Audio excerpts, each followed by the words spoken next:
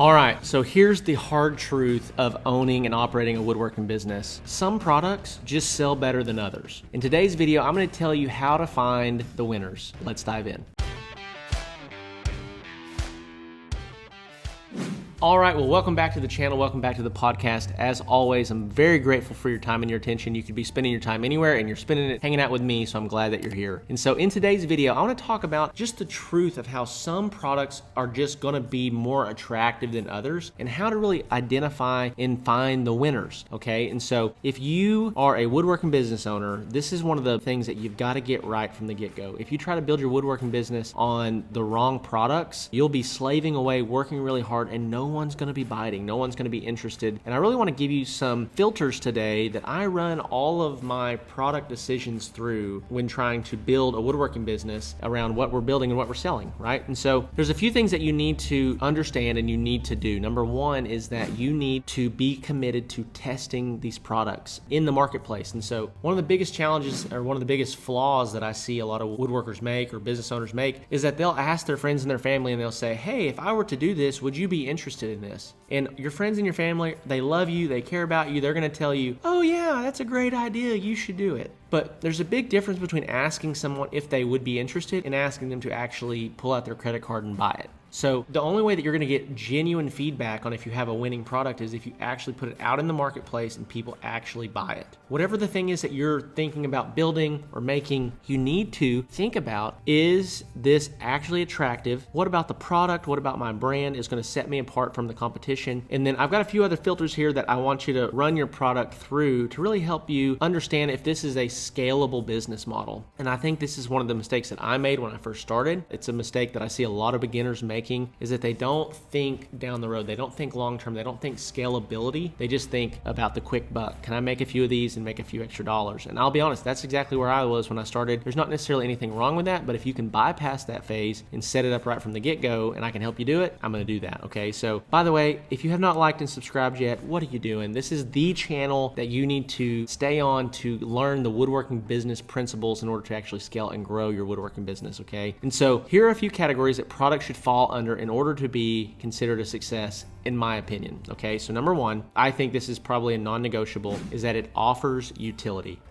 You're like, okay, Zach, what the heck does that mean that it offers utility? It actually serves a purpose, right? It's not just a knick-knack. It's not just something that people buy to help clutter up their house, but it actually serves a practical purpose. This is why I love furniture, because people are buying it, not just because it's beautiful, but because they're actually going to sit down and use it, right? This is going to be a part of their family. This is going to be a part of their home. So to wrap it up, I would just encourage you with this one, make sure that it offers utility. Make sure that it serves a purpose. And if you can do that, that's really the first checkpoint that I have inside of building a product, okay? So number two, is it high ticket? Okay, which I kind of define high ticket being that you can sell it for $500 or more. Here's the deal. If you sell low ticket items, let's say you're building something that's $100 or less and selling it, you can do that and you can absolutely grow a business that way, but you have to be really, really good at distribution and marketing. Be really good at how do I get this in front of a massive audience and can I distribute it really effectively, okay? If you're not good at those things, then selling low ticket, you're never gonna be able to scale. And I talk about this a lot. This is one of the things that if you followed me for any amount of time, you know that I have a pretty strong belief and passion around this, is that I would much rather, let's say that my goal is to make $10,000 per month, okay? I can sell 4 dining table sets at $2,500, have 4 invoices and talk to 4 customers, or I could sell 100 $100 units and have 100 invoices, talk to 100 customers, and have 100 opportunities to screw something up,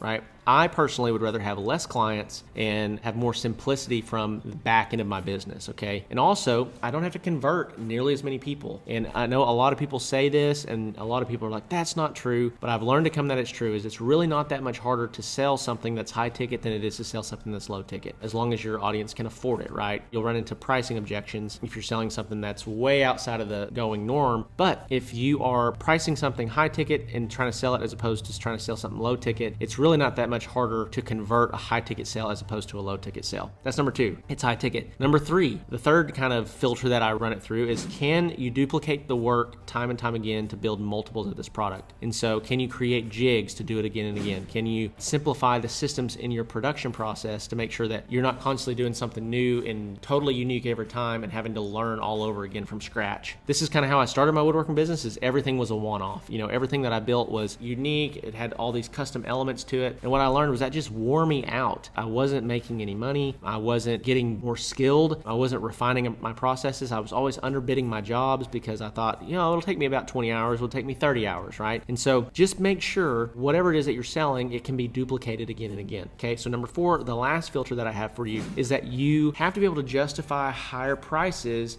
based on your branding with this product. And so one of the biggest challenges that woodworking business owners run into is that they immediately jump into a space full of commodities. So what is a commodity? A commodity is like toilet paper. What's on the rack at the grocery store, right? You walk in and there's 15 or 20 different vendors selling the same thing. And so ultimately it comes down to who has the coolest packaging, who has the best product, and who has the best price. Let's say, for example, that you walked in to buy toilet paper and all the toilet paper is $5 for a pack of 4 of the toilet paper. I haven't went into the store to buy toilet paper in a while, to be honest with you. But let's just say for easy math, it's $5. And you looking everywhere, and then there's this one company and they're $25. Like, you're gonna look at that brand and you're gonna be like, it doesn't matter how much greater they are. I'm not spending 5 times as much for toilet paper. Right? And that's because toilet paper is a commodity. It's been commoditized. Now, everything just about under the sun has been commoditized. And so custom furniture has been commoditized. People can order it off Wayfair. It's being imported from overseas. You can buy stuff cheap,